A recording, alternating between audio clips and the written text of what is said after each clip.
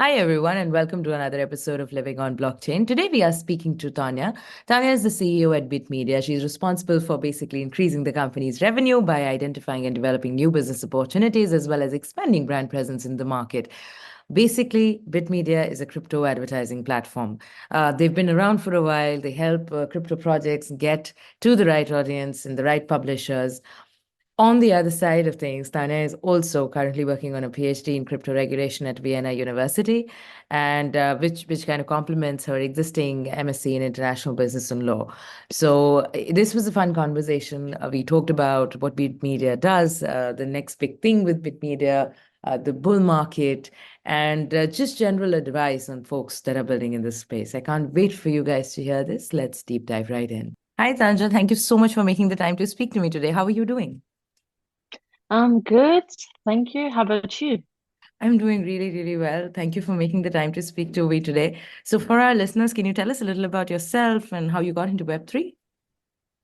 Yeah, sure. So, my name is Tanya. I'm the CEO of Bitmedia, and I'm a pure crypto enthusiast, so to say. I've been working in the blockchain niche since 2014, Mhm. so quite a long time as of now. And I'm working with Bitmedia, so we do advertising and marketing for crypto projects. And we were one of the first advertising platforms in the niche. Yes, I've been studying international law and international business in Ukraine, in Kiev, and also in Vienna. And yeah, so basically, in a nutshell, that's that's it. All right, that's lovely. So, you are on the marketing side as well as on the legal side, you are studying. How does Yeah. that sort of come together when you're working for this as balancing as a role, like as a CEO, and you have academic pursuits as well in crypto regulation. So how do you kind of make sure that you're balancing both these things out, and how do you see your academic background influencing your decisions and strategies at Bitmedia? Well, when it comes to marketing and law, it really makes sense when you're dealing with crypto products, to be honest, because there are so many regulations, and I've been studying them when I was doing my master thesis. Like back then, it was the ICO was the hot topic, and I was studying whether it makes sense and whether there are some regulations. And over that time, there were hardly any. But in my work, knowing law makes sense when it comes to advertising and promoting some businesses because lots of governments and lots of countries have different regulations when it comes to even to advertising. So it is often the case that clients come to us, they want to run marketing campaigns, they need some help with geography, like where they are allowed to advertise their products, where they're not allowed, where they need some special licenses, and so on and so forth. And even sometimes knowing law helps to come up with some marketing messages and so on and so forth. So it is actually useful. And for Right. Bitmedia as well, we're an advertising company, but we're dealing with crypto. We also have to talk to some regulators sometimes and to deal with governments because lots of banks and lots of countries don't really understand uh, the crypto part, and when they see crypto like just generally what crypto it scares them a little bit. So yeah, I have to understand explain that we're more in the marketing side, so we're not actually a kind of protocol coin or something else. Right. Yeah. So, you've made a fair point that marketing and the law and the policy, they're kind of intricately related and, in a very inherent way, perhaps, that, your messaging has to be just right, keeping the legal aspect in mind, depending on the geography that you're in. Mm, So, how yes. did you even get into Web3? Like, let's take a step, even further back. And I would love to know how you went down the rabbit hole that is Web3. Well, basically, when I started working with Bitmedia, I didn't know anything about crypto, Hmm. and I was just more keen on marketing side. And yeah, then I joined Bitmedia. and so it happens. So basically it's quite simple, and I started to get to know everything about Bitcoin. Ethereum was about to launch back then, where it just launched, and it just became more and more interesting. And basically I was more, so to say, observing how the niche, how the infrastructure in the niche was building up, how different projects were appearing. So yeah. Right. So can you tell us a little bit or give us an overview about the services that Bitmedia does offer to crypto projects? Sure. So we do advertising and marketing for crypto Hmm. projects. So, well, our main product is advertising. We're an advertising platform. We're fully self-serve, and we're totally built from scratch in-house. And our niche is crypto products. So we do have the advertiser who comes in, who wants to promote their product, project, or whatever it is. And we say that, yeah, you can do that. They say that I want to show my ad to people who live in, I don't know, in India. And I want to show these banners, and these banners. And we on our side help them to get connected with publishers, which are websites who monetize their content, their traffic, by showing these ads. And the publishers that we work with are purely crypto related. We don't accept any other publishers. So it's either media outlets related to crypto, or these are just block explorers or some different crypto games. So yeah, we help advertisers to basically spread the word about themselves. And Hmm. on the other hand, we help publishers to and or crypto websites to make money by serving ads, by promoting these kind of products. And it's all done in one place, and it's all done pretty simple. And apart from this, we also have a marketplace Hmm. where users can order some press releases, podcasts, newsletters, and other kind of articles, content, and so on and so forth. We do offer influencer marketing apart from that. So if the client wants something else apart from advertising, we have also a bunch of side products which we offer to them. Okay, that sounds wonderful. So, what kind of sets Bitmedia apart in the crypto advertising landscape? Um, well, first of all, that we're purely crypto related, so it's not Hmm. difficult to find the audience. If you need crypto related audience, you don't have to look for you don't have to spend a lot of budget to find it, because if you come to traditional web network, for example, like I don't know, like Google, you will have to spend some money, spend some time to find the right audience. We are connecting with exactly relevant audience. Second thing which sets us apart is this kind of marketplace, because we're one stop shop solution for everything related to crypto marketing services. Basically, if the company which is doing some kind of like which plans to start with marketing activities doesn't have their own team and their own capacity to look for content creators, to look for where to like publish their articles, to doesn't have any capacity to write these articles, we can cover this. And we can also help with setting up an advertising campaign. So basically we can more or less overtake their marketing activities and provide them with a kind of solution that will be useful for them.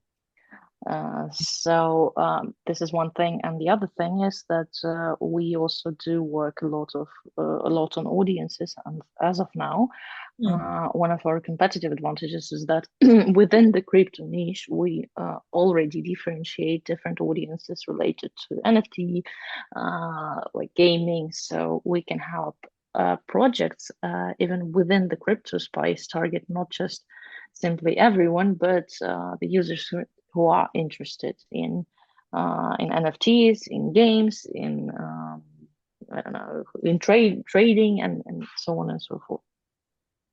Right. So, can you, because you worked with like throughout the spectrum, you worked with DeFi projects, you worked with mining companies, exchanges. Uh, can you give us a bit of an insight on how perhaps the geography differs for each of these particular niches when it comes to advertising? Well, it really depends on the project because and on the strategy of the project, whether they Hmm. take the global approach or whether they take up the regional approach. If we're talking about exchanges, for example, and mining companies, by the way, as well, they more are of a kind of geographical approach. So it really depends on where they have licenses to operate or where they are looking to, if it comes to mining, if it's a mining pool, for example, where they are looking to connect new miners and these kind of things. So they kind of come and they know what they want, like they know where they are allowed to operate and where they are not allowed to operate. When it comes to DeFi, different DACs, which are also exchanges but decentralized exchanges, it really doesn't make sense because to them for them to differentiate, they usually take the global approach. Hmm. But what is most wanted by our customers is usually tier one traffic, which is the United States, Europe, these kind of countries who are like well-off economists, so to say. And also apart from that, we have a bunch of gaming projects which are in search of Brazil, Latin American countries, Spanish-speaking markets, so to say. Yeah, so more or less this is it. And yeah, some projects are just looking for a global expansion, so they don't differentiate the geos they're targeting, Right. and they can start just like, for example, if they start with advertising and they don't know what what they should make it focus on, they start with global targeting, and then they exclude some countries which do not perform well for them. Right, right. Absolutely. I think mostly Web3 projects are being built for a global audience. But in some cases, obviously, there are niches that they do want to cater to a certain demographic because of, policy or any kind of licensing if they are, working on that end. So I understand what you bring to the table. But I would love to understand a little bit more when it comes to crypto advertising. It has been a bit of a challenge, right, for projects themselves to go out and market themselves, especially using the conventional methods of marketing. How have you been able to sort of been able to circumvent it with your experience? You guys have been around since 2014. That's a long time, and you guys have seen over two cycles. Yeah, this is the third bull run, Right. basically. Yeah.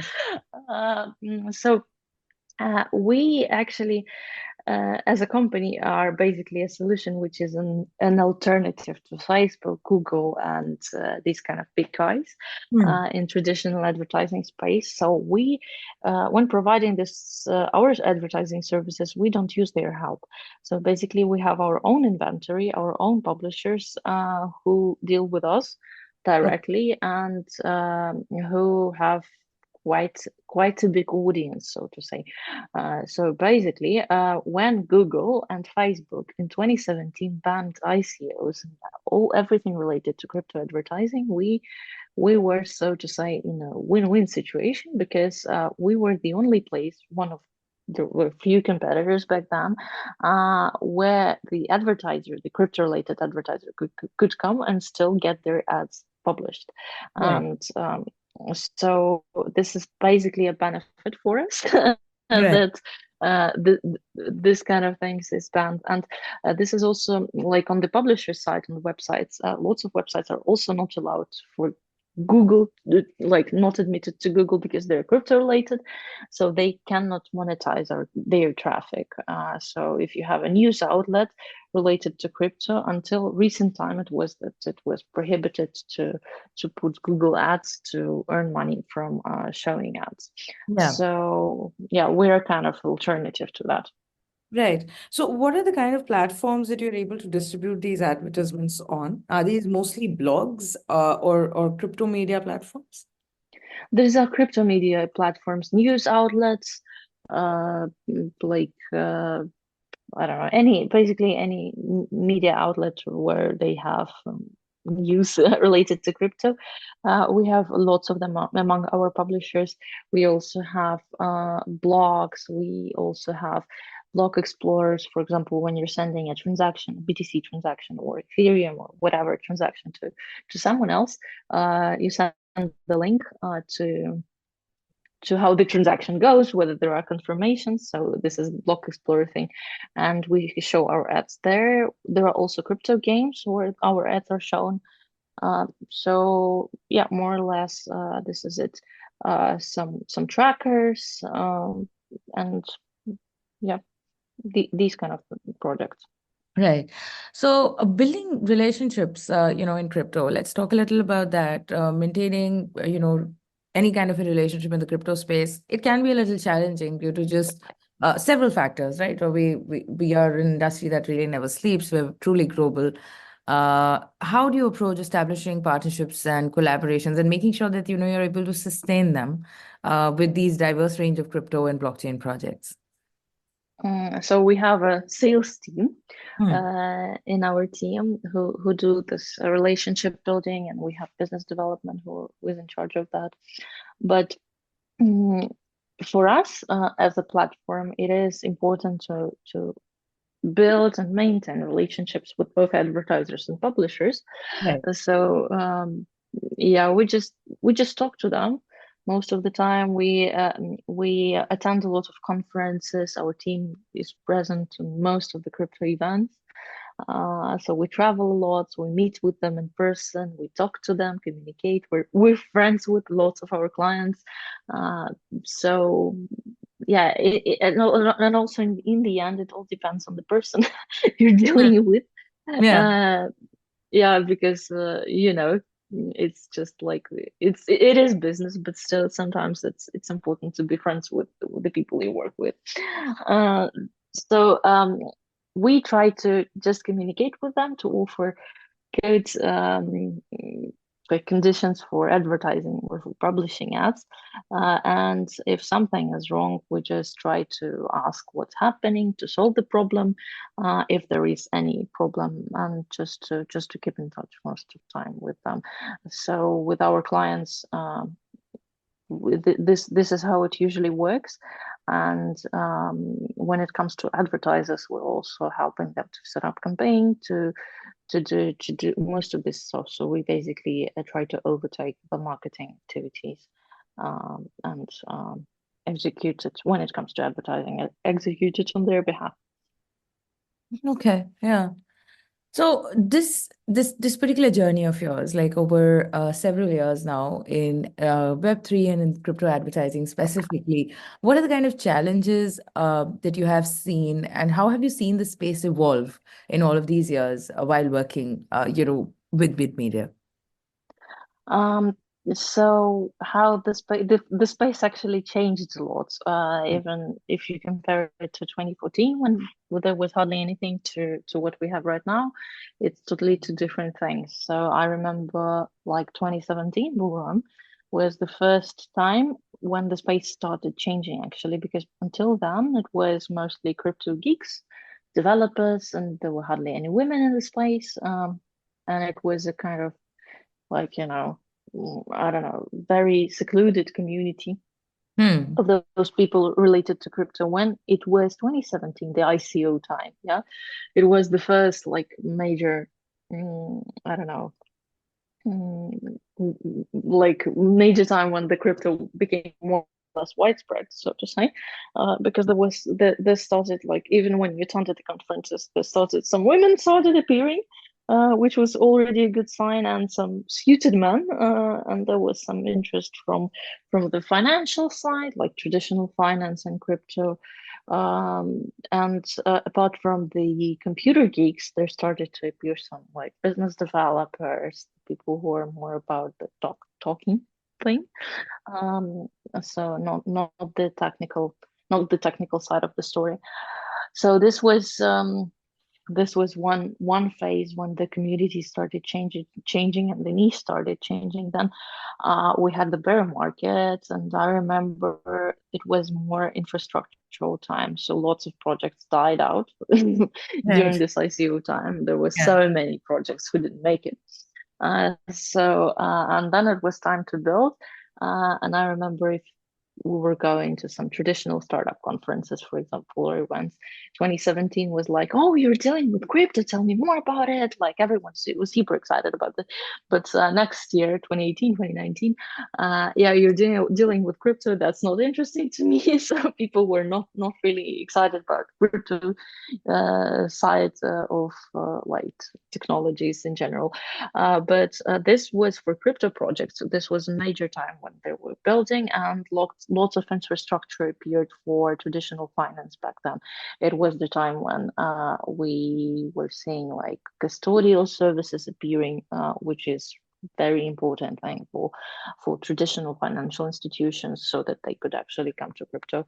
And there was still a lot of interest from the traditional finance side, but like the solutions that were being built back then were more to keep the ecosystem going, I would say so. And then then it also changed with the next bull run in 2020, with Corona and so on.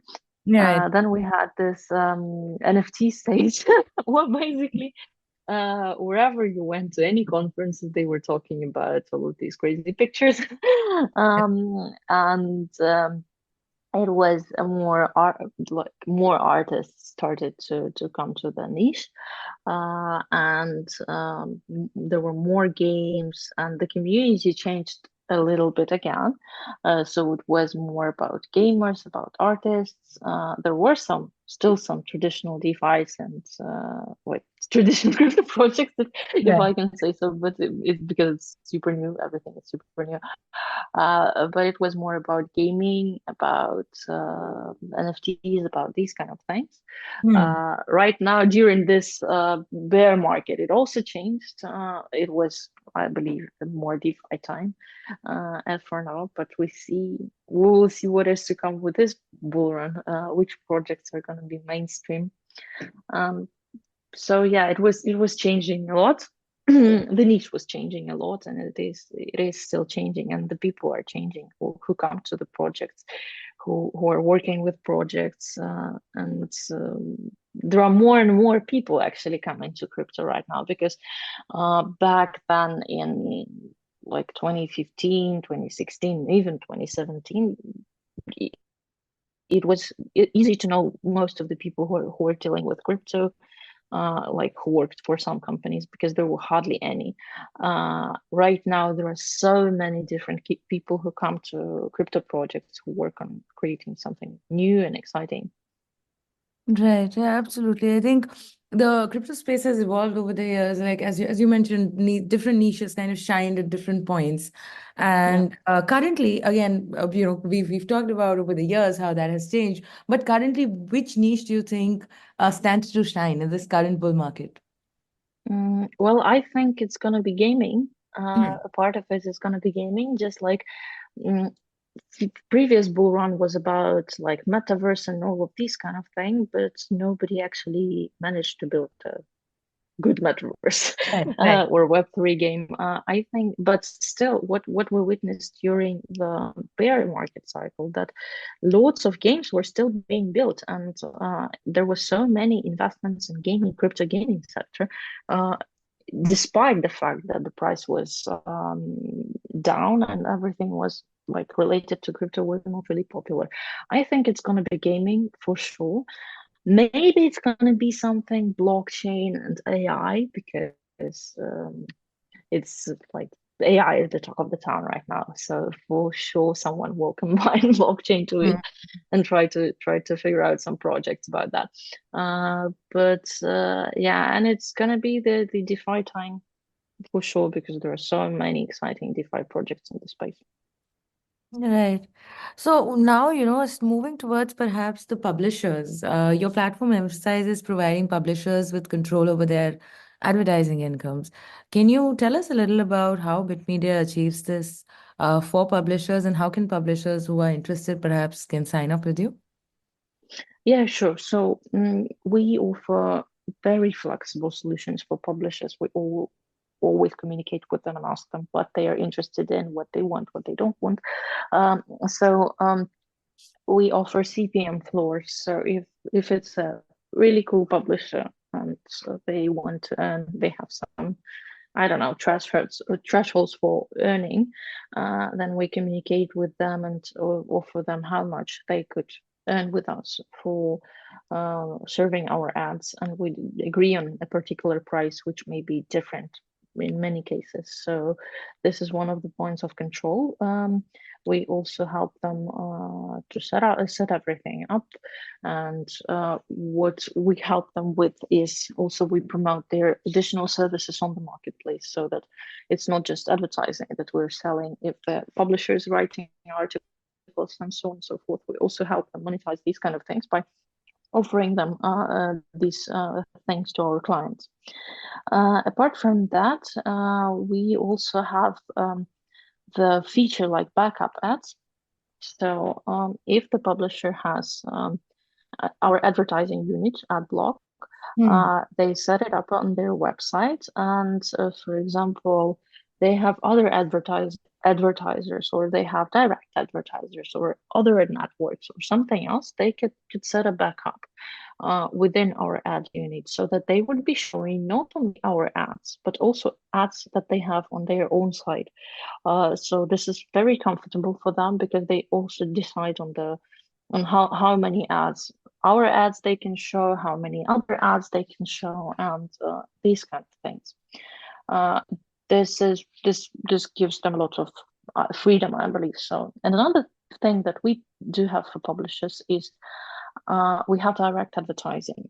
So if you want to serve ads for your direct customer, who comes to you directly and says, hey, I want to pay you this amount of money, could you place my ad units? We offer a service where they can absolutely for free run a campaign within their within on their website, which will be like the closed, the direct one, and the publishers will be paid like by the advertiser directly. So this is what they can set up themselves. They don't need additional thing for that. So, and this all they can combine in one place. So we provide them with the supply. They could also set some alternatives to that supply. And if they have a direct advertiser, they don't have to worry about the technology, how to set it up, how to count impressions, get statistics, and all of these things. They have it already in place. This is the kind of services that we provide. Another thing that we're working on right now for publishers is the targeting for publishers. So for instance, they want to show some projects on like exchanges, for example. They don't want to show ads of exchanges in the US, let's say. So they will be able to do that. And they are actually able right now to filter out projects they want to advertise and they don't want to advertise. So yeah, we offer quite a lot of flexibility for publishers, I believe so. Right. Okay. That's wonderful. It's good to know that, you're supporting publishers and content creators in the right way. What is the next big thing for, you guys as a company for Bitmedia? Is there any particular milestone or any new innovation that you're bringing to the table that, you are very excited about? Yes, actually, at the moment, we're working on creating crypto audiences. Mm-hmm. And this is the next innovation we're going to be bringing, where we're going to be offering uh, audiences based on their interests. Basically, this is the kind of DMP, like the data management platform, which is usually present for like large advertising spaces like Google Ads, Facebook, Twitter, or like just like the giants of advertising, so to say. What we're working on right now is to we're gonna be able to create these audiences and allow our clients target like high net worth individuals, people interested in NFTs, or people interested in particularly these NFTs. Hmm. NFT projects, or like some particular games or whatever. Basically, what we want to provide to our customers is like interest-based targeting, and this is what we're working hard on right now. Okay, that's wonderful. That's good to know. Uh, Tell me personally for you, Tanya, what is next? What are you really excited about in the Web3 space, especially now where when it seems like we're starting off and kicking off a bull market? Well, I'm personally excited about what's to come Hmm. with this bull market, because I believe that this bull market is going to be huge, taking into account the fact that the ETF was approved, and I'm excited about the new people who are going to come to the market, to the crypto. It's really interesting and thrilling to see what's going to come next, and yeah, maybe that's it. And I'm excited to see how like basically the crypto, the Bitcoin is gonna be more widespread, more adopted by regular people, because when it comes to crypto, people are quite skeptical about it, Hmm. and they say that, like, yeah, but this is not real money, you can touch it, there's no value of it, and so on and so forth. And I'm really excited to see how all of these people are going to come to the market. Right. Yeah, it's always exciting to see new folks get into this space because we are so excited about building in this space, and it's great to see fellow, entrepreneurs and builders get their first taste of crypto. So I do believe that that is one of the more exciting things in any bull or bear run. Now, taking an even more macro approach and perhaps looking at the ecosystem in a macro way, would you have any recommendations for, just builders and content creators that are just starting off their work in the crypto space? Well, for the content creators, I believe it's very important to differentiate which projects they're working with, Right. because actually, influencer marketing is another big thing, not just in crypto, but in general. But right now, crypto is also coming to this kind of marketing, because more and more crypto bloggers, crypto YouTubers appear in the space right now, and for them, it's very important to differentiate which kind of projects they're working with, because they're associated with the projects they're promoting in some kind of way. And crypto is notorious for having not just white and clean projects, but also for those that end up being a scam. So Right. Yeah. I would suggest to make a profound research before engaging into like advertising activities with this or that kind of project. And for builders, well, I believe that like one should just build their product, and that's it, and be wise when it comes to allocating budgets during, because not the bull market is this kind of thing which is not gonna last forever. It will end up Right. eventually. Right. Yes, absolutely. Yeah. What comes out, goes up, comes down. And we've seen that. We've seen that with multiple cycles. Yeah. But Yeah, the good absolutely. thing is that in crypto, the cycles are a little short. Yeah. So, we have sadly, we are running out of time, and I would love to hear more from you in terms of, because this is like a very boilerplate sort of a question, but I would love to know how, we can perhaps get more diversity in this space. And what is your take on that? Because you're somebody from marketing. That is a problem that has kind of stood in stood the test of time, so to say. How would you perhaps from your perspective, how do you think we can make the space more inclusive? In terms of new people, or In terms of new people, as well as just getting more diversity in this space, and making sure that females and people who are underrepresented are able to feel included and feel right while building here. well, to be honest, I think like when it comes to female, I'm a female myself, so Yeah. I can say that the space is getting more and more inclusive right now. Right. Uh, Yeah. so it's getting more friendly. But I think in general, to make this like to add more diversity to the space, the space needs some easy to understand projects, because crypto itself is quite, like the blockchain, the crypto, the whole technology is quite cumbersome, Hmm. and a lot of people don't deal with it because they don't understand it. So I believe that in order to add more diversity, one needs just more projects that are super simple as ABC 1 2 3, just like with the ETF thing, like people who don't know anything about crypto and don't know how to set up their wallet or just come to the exchange or so on and so forth, can just come to their broker and buy the Bitcoin ETF, for example. Like, I believe that to add diversity, we need more projects like this.